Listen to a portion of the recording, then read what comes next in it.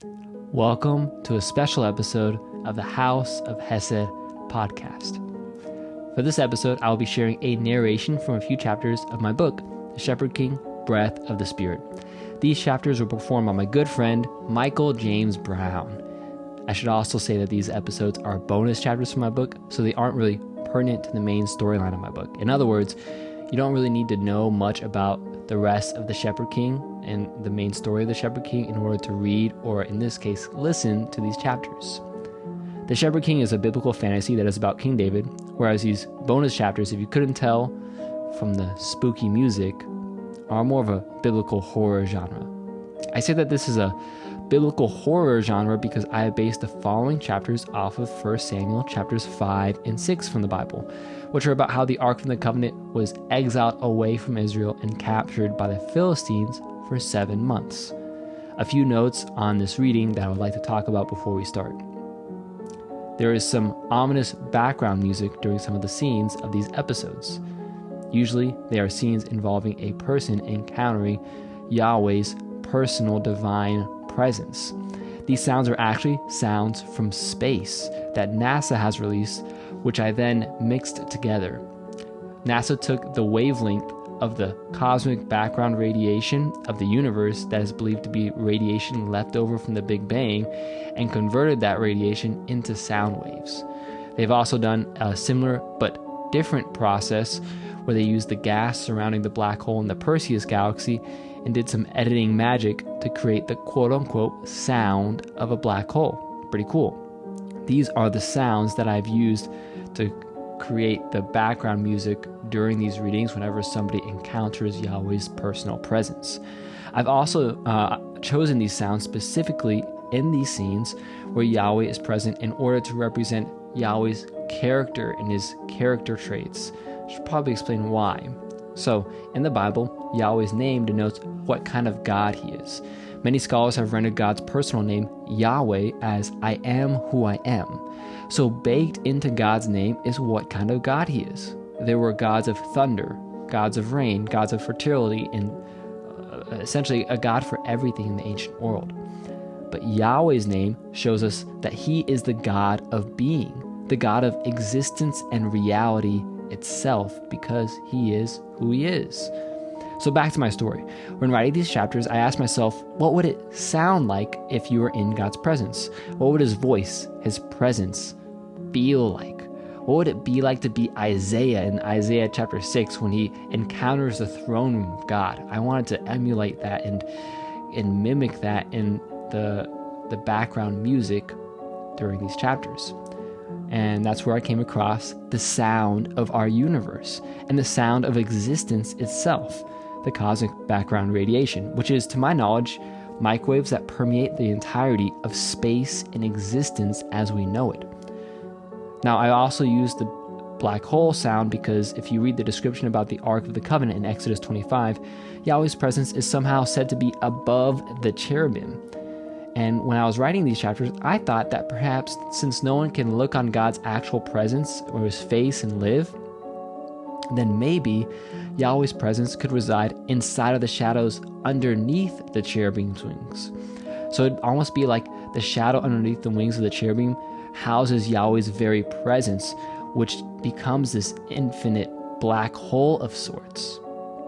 Additionally, a black hole is something that is dangerous, infinitely dense, and unseeable.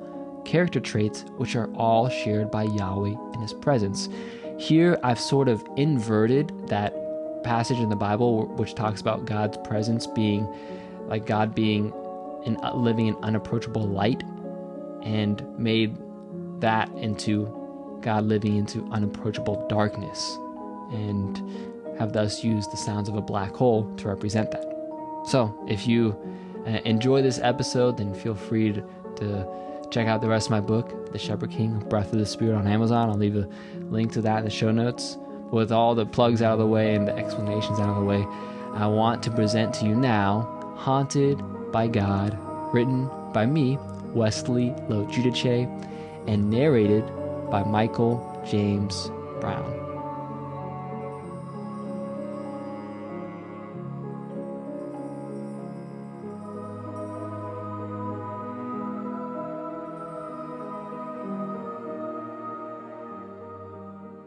Chapter 22, Haunted by God. David, Yoav, Avi, and Benai sit with a couple dozen kids around a campfire, wide-eyed, staring at Old Man Aben with intrigue and trepidation. It's the third night of Torah camp, and the old man has gathered the kids around the campfire to tell them scary stories in an effort to instill a healthy fear of Yahweh into them, and to have a bit of fun. And there I was, face to face with an evil Ruach in Endor. I had nothing but a skin of holy water and my blessed dagger. His skin was rotting, and his eyes glowed blood red. He started coming at me. I held out my dagger and my holy water. "What is your name, Phantom?" I shouted. Why do you call me a Ruach? I am no ghost," it replied. "Your name? Tell me your name, you fiend," I cried. He groaned and shrieked so loud it would break your mother's pottery. Then silence. "My name?" he shrieked. "I thought my mark would give it away," he said, pulling back his shaggy hair to reveal a glowing rune that was as red as blood and that looked like a fresh wound. It said in Hebrew, marked by L. "I am Cain, son of Adam, and if you harm me, Yahweh shall repay you sevenfold. I am here to take your soul." "You kids ever stand through the eye of an Elohim?" Old Man Aben asks. They slowly shake their heads no in fear. "I didn't think so," Aben remarks. "It's like they can see into your heart, like they are looking into your whole life, and see all the things you ever did, good or bad." Seeing the fear in the crowd's eyes elevate, Aben knows it's time to get to the climax. "So there I was, standing face to face with a 10,000-year-old ghoul who was staring into my whole life and coming at me to take my soul." "I thought Cain was a human, not an Elohim," Yoav remarks. "Well, he is, you see. He's half human, half Elohim, because of the mark God placed on him," Aben explains. "Now, as I was saying..." But Torah doesn't say anything about Cain becoming an Elohim. Also, didn't he and his family die when the flood came? David wonders. "What are you talking about? There are descendants of Cain to this day," Aben responds. "Yeah, you got a point there, David," another kid says. "Besides, Cain is from Nod, not Endor," still another adds. "Have you ever even been to Endor?" Yoav asks the old man. "Of course I have. I've done many exorcisms there. It's the most haunted town in all Israel," Aben defends. "Come on, guys, let's get going. We got Torah devotionals in the morning," one of the kids says, getting up from his log. Seeing that he is losing the crowd, Aben sits back and pulls out the ace up his sleeve. "So I guess you kids wouldn't want to hear about the haunting of Dagon, then?" "What? How would you even know about anything that happened to Dagon's temple? You've never even been to Philistia," Yoav protests, getting up with the other kids. "Oh, I've never been there, but I do happen to own the relic that haunted Dagon in all of Philistia," Aben responds casually. "In fact, it's the most haunted artifact in all Israel, and it calls my tree home." Yoav and some of the kids turn around, intrigued. "What?" David protests. "Why would you have something haunted in your house with the ark? You can't have something unholy on holy ground." "Oh, trust me, this artifact is very holy," Aben assures him. "Wait a minute, I've heard this story before," one of the kids says, sitting back down. "My dad had an uncle from Beth Shemesh that died from looking into the ark." "No way! This is about the ark?" Benai asks as he and all the kids finally find their seats. They are intrigued now, and Aben knows he has the crowd reeled in. He just needs to deliver the story. "Very astute, my young Cushite," Aben replies as he puts one hand on his knee, leans forward, and continues. "This is the story of how an entire nation was haunted by Yahweh." Aben looks around and makes eye contact with the crowd before going on. About 50 years ago, Israel was in a terrible state. The priesthood of Eli was almost annihilated. The Philistines heavily oppressed us. And worst of all, the Ark of God, which is Yahweh's throne, was stolen away from us by the Philistines. They took it to their capital city in Ashdod as spoils to present to their god, Dagon. 50 years earlier. Yashain strolls through the temple halls during sunset. There's enough light from the windows to let in the warm orange sun, creating a soothing, laid-back mood in the temple of Dagon. The walls are lined with ornate paintings, high-quality curtains hanging from the ceiling, and there are a few unlit torches glistening with oil in anticipation for the night. This temple feels more like a palace than a place of worship. It is filled with rooms full of plunder, golden plates, bowls, idols, and shrines to other gods. Yashain pops a few grapes into his mouth as he strolls down the hallway. He seems especially happy today, and he has a nice pep in his step. He's eager to admire his latest trophy, another local god captured and devoted to his chief god above all gods, Dagon, father of Baal and god of the harvest. He turns a corner and opens the giant doors leading to the temple's inner sanctum. It is a wide and very tall room. The walls are lined with pictures of golden grain stalks. At the center of the room, there are a few steps that lead up to a large, elevated platform with two giant pillars. In between the two pillars is a statue about 10 feet tall of what looks like a muscular king. The top half of the body is a bearded man, but the bottom half is fish-like and almost serpentine, like he is a merman. The smooth stone of the torso turns into ornate, golden fish-like scales from the waist down. The man has both his arms raised up in the air above him. Storm clouds are painted above, and on the wall behind him there is a beautiful mural of rain falling into a lush golden field of wheat. In front of the towering statue is a small box with two winged cherubim that overshadow the lid. The gold of the Ark of the Covenant seems to shine brighter than the rest of the gold adorning the room, even brighter than Dagon. Shane pops in another grape as he strolls through, happy to see his favorite high priest, Ahithophel. "Fel, my friend, how goes it?" Fel turns around from his nightly cleaning and smiles. "Well, if it isn't the mighty military commander himself.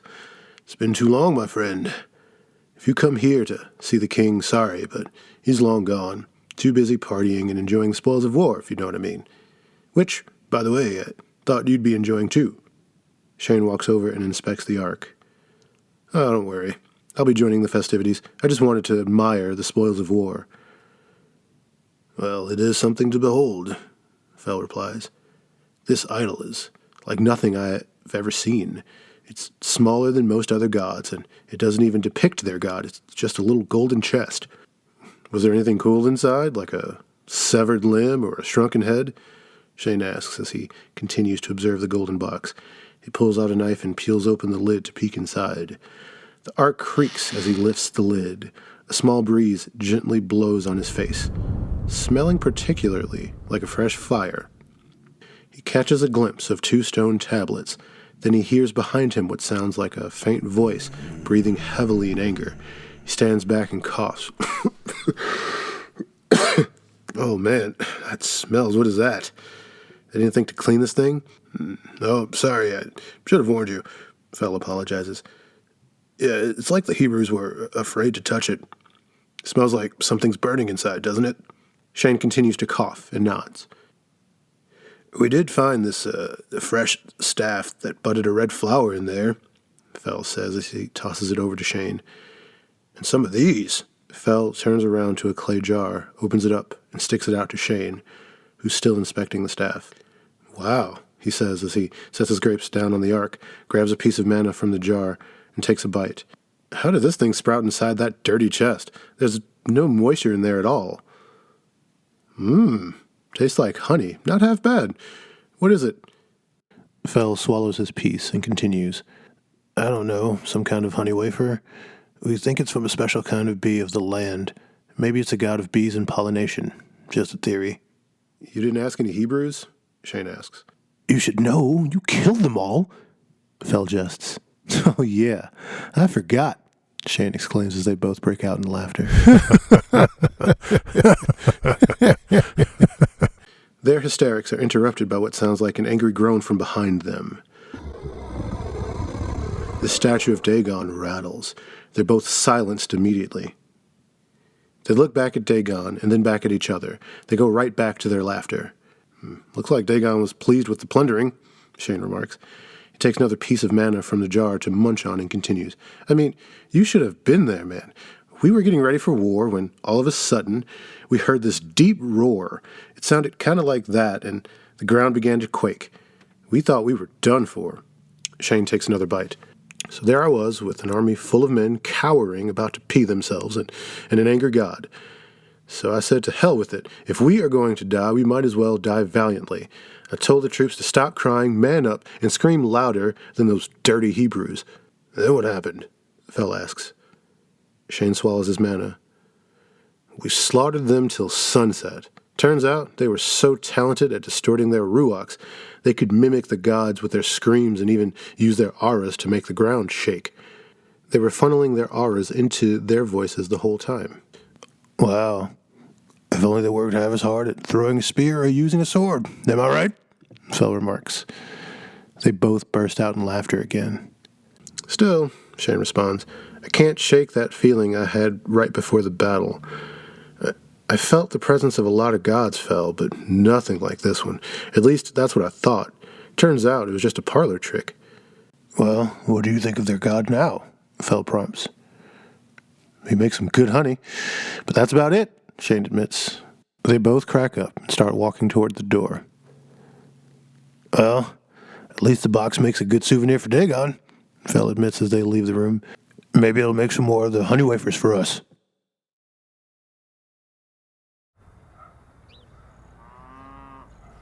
The next morning, Shane wakes up and sees a few rays of light piercing his room as he looks up to the ceiling. His head is throbbing, and his mouth is dry as can be. He tries to get up, but is interrupted by a fit of coughing.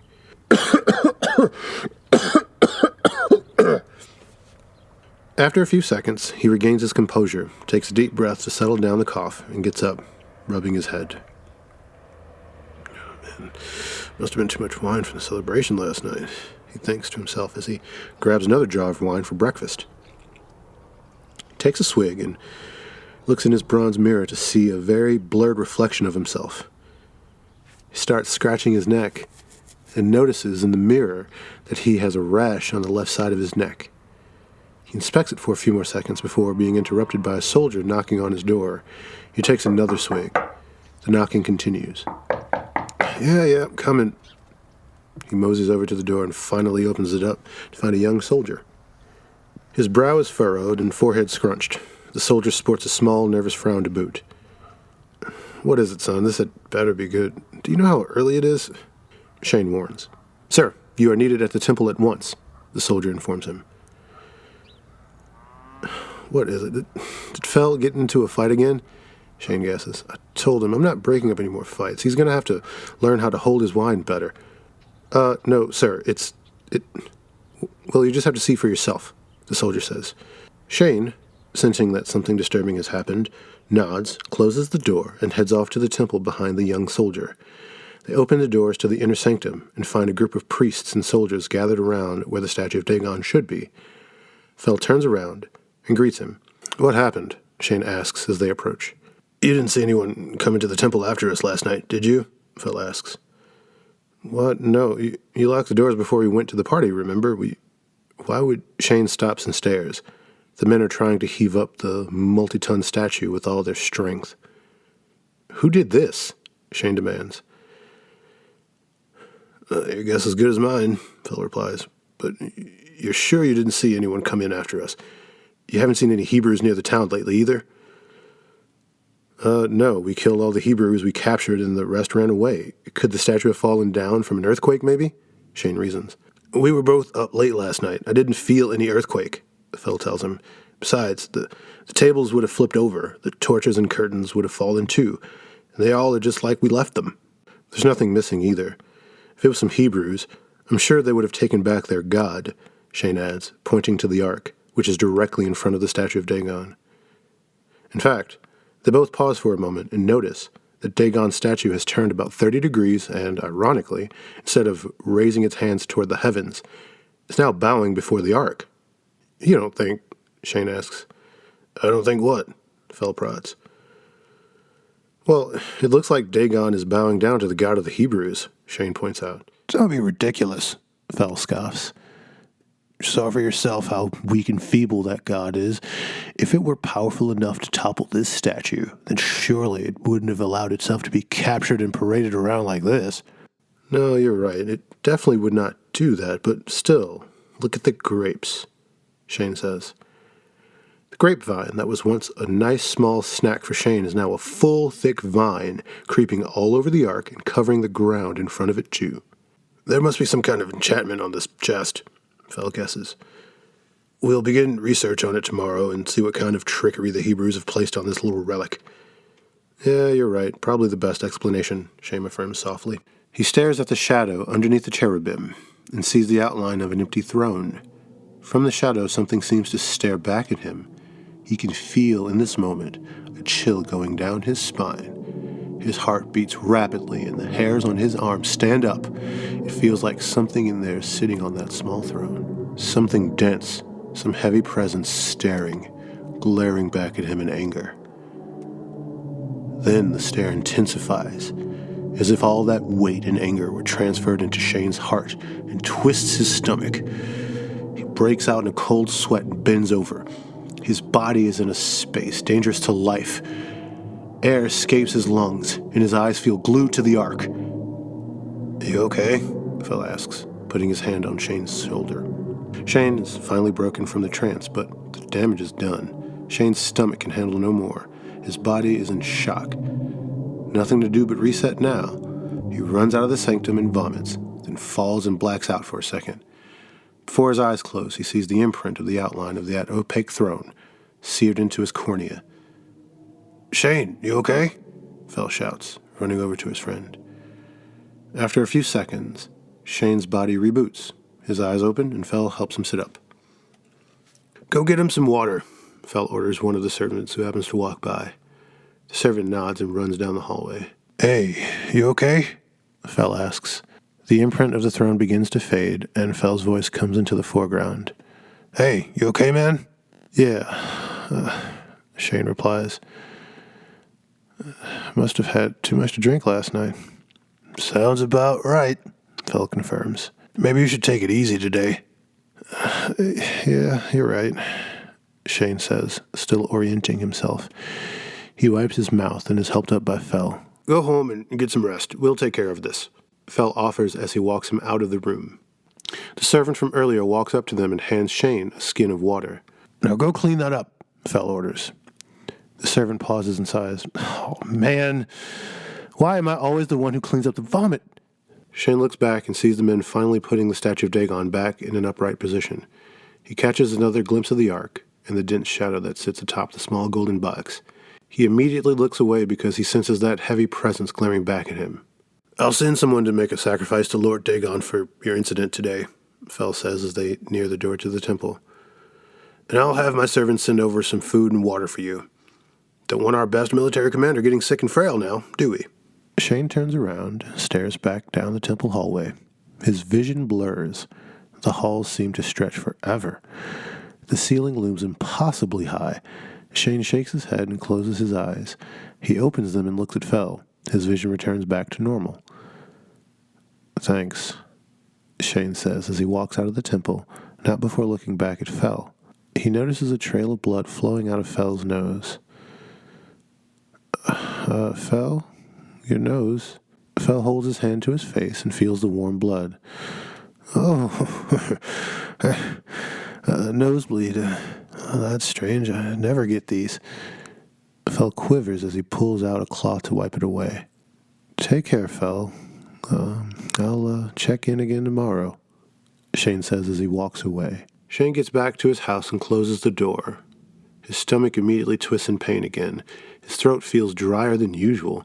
He looks down at the skin of water and frantically chugs it all before plopping down on his bed and getting under his covers. He is tired and has never felt this sick before. He shakes in a cold sweat and twists and turns in his bed. After a few hours of struggle, his eyes finally close and his body can rest. Shane opens his eyes and sees the dark temple halls. The fires are lit and the crickets chirp. He walks down the main hallway, turns a corner, and finds himself in front of the large doors leading into the inner sanctum.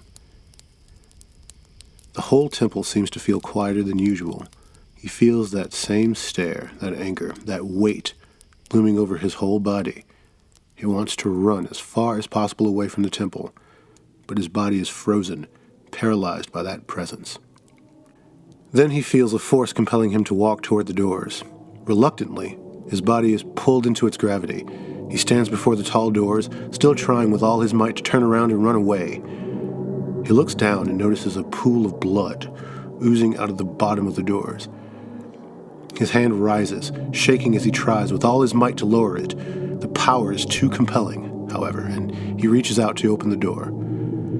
As soon as he touches it, he hears a blood-curdling scream inside. No!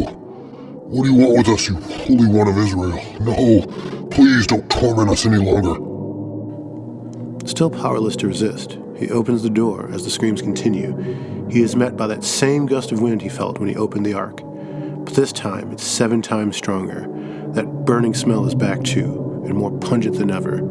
He slowly walks into the room as the screams continue. No! Don't come any further! You shouldn't be here! Shane looks into the room. His eyes widen, pupils dilating as his iris turns blood red.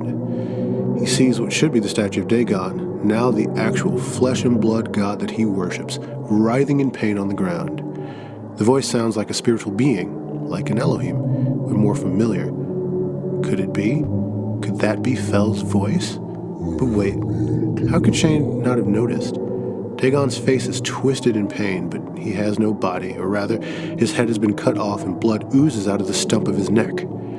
Dagon's body is writhing in pain like a fish out of water. His tail, which has golden yellow scales, flaps, and the chiseled torso twitches. His arms still move sporadically, and the detached head shrieks in horror. As soon as Shane takes in the scene, he notices that where the small ark used to be is now a giant golden throne, shining brighter and brighter, almost as bright as the sun. He tries to look up at the throne again, but is blinded by its light. He shields his eyes and looks away, but the light still feels as though it is burning into the back of his cornea. He grabs his chest and falls to his knees. It feels like the light is shining into his very soul, like it is invading every crevice of his body, shining on every single fiber of his being. He feels more than exposed, more than naked, more vulnerable than he has ever felt in his entire life. He turns his body 180 degrees away from the ark and starts clawing his chest to dig the light out, to no avail. The light seems to have its own otherworldly sound, and the room seems to pulsate louder and louder with its deafening theme. Shane falls back into Dagon's pool of blood and curls up into a fetal position. One hand covers his eyes as blood pours out like tears. The other hand claws away the skin on his chest. His heart begins to beat faster and faster, and Dagon continues to scream in agony at the foot of the throne. Shane, now getting numb to the pain, can feel the life from his body beginning to fade away. He opens his bloody eyes and sees a giant foot that glows like red-hot bronze at the bottom of the throne. Just as soon as he feels his body and soul be crushed, burned, and consumed by the weight and presence and the heat of the light, he wakes up in a deep sweat and screams at the top of his lungs. He looks around him. Instead of a pool of blood, he is immersed in a pool of sweat in his bed. He looks down at his chest and sees no scratch marks. He breathes a sigh of relief. He feels a tear running down his cheek, and he smiles, but when he wipes it away, he sees blood on his hand. "Oh!" Shane yells and scurries out of his bed until he hits the wall of his house. His hand is shaking uncontrollably as he stares at the smeared blood on his fingers. He grabs his wrist to try to stop the shaking, and his breathing slowly calms as he closes his eyes and takes deeper breaths. After a few more minutes, he calms down and wipes the blood from his face. What are the gods trying to tell me? He asks himself. While pondering his dream, Shane's gag reflex kicks in. He turns over and pukes along the wall of his room. This can't be good, he thinks to himself. Dreams are from the gods, and that dream was clearly from the God of the Hebrews. I've never felt any aura that powerful in my life. If he wanted to, that God could have killed me on the spot. He lies down on the floor beside the pool of vomit and stares up at the ceiling. Some morning light shines in, and the birds outside happily chirp away. He is too tired to clean up his vomit. He feels like just going back to sleep, but is too scared of having another dream of that God. His door shakes, shocking him back to reality. "Sir, it's me, Japheth, sir. It happened again, but this time, sir, you just need to see this," Japheth calls. He's about to pound on the door again when Shane yanks it open and stares grumpily back at him. Japheth's eyes widen. "You don't look good, sir. Have you been sleeping much?" Shane looks back at the soldier, who also carries bags under his eyes and sports a rash on his neck and left arm. "You don't look too hot yourself, son," Shane retorts. "Let me guess. Fel wants to see me again?" Japheth nods, and Shane closes the door. It's quiet for a few seconds. Japheth can hear Shane rummaging around and shuffling things in his house. Shane opens the door and emerges with some fresh clothes and a jar of wine in hand. He walks past Japheth and heads straight toward the temple. Japheth spins around and catches up with him. Sir, do you think you should be drinking wine, being that you're sick and all?" "Trust me, son, if you knew where we were going, you would want to drink too," Shane remarks, offering Japheth a swig. The soldier slowly accepts it. "But sir, you haven't even seen it yet." Japheth takes a swig. "Oh, trust me," Shane assures him. "I've seen enough."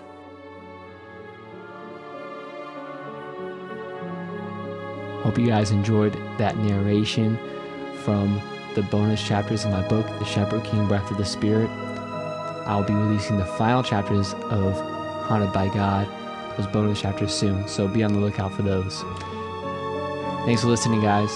As always, see y'all next time.